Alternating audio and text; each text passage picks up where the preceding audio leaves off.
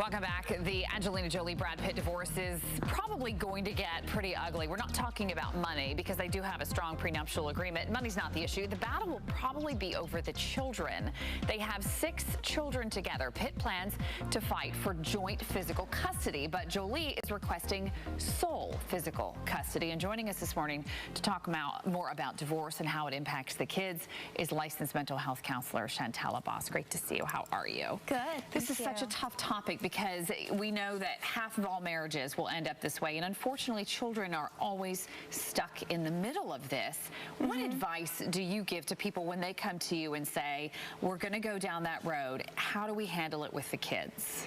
Well, first thing I say to parents is if you can try in any way to think of it more as a business agreement. Now, that doesn't seem natural at all, right? Because we're thinking with an emotional part of our brain, our hindbrain, that where all the responses of fight or flight mode. You're very upset, you're unhappy. Whatever happened that brought the end of your marriage is obviously not going to make you think very rationally. Right. But if you can think rationally, what is best for the children, and kind of put that aside when it comes to them.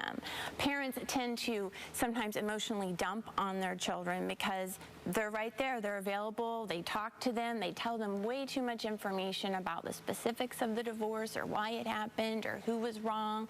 That is so detrimental to children. Sometimes parents are like, well, they need to know. But the thing is, children are intuitive. They will understand in time what happened. They don't need to hate another parent or have bad feelings towards another parent. So parents really need to check in with themselves as why are they being so negative about the other parent? Is it giving them some feelings of validation or making them feel better? Do they need to seek counseling or have someone else to talk to? So it's very important not to put children in that position or feel like, oh, I need to be honest and tell them everything. Limited information is important.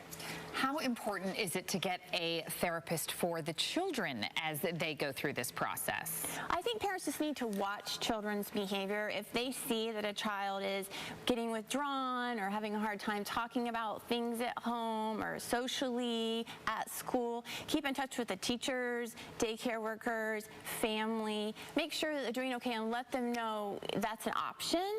You can talk to someone else.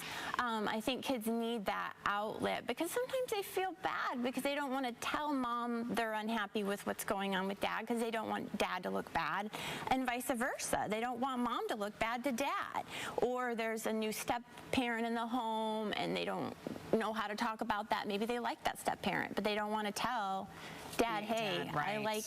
I like this guy. So they're often in the middle and they just need kind of an outlet to talk about whatever it may be. It's really important. Okay, it's good advice. Shantala, how can our viewers find you? My website is shantalaboss.com. Best way to reach me. Thank you so much for coming in. Great advice for all the parents out there who are going through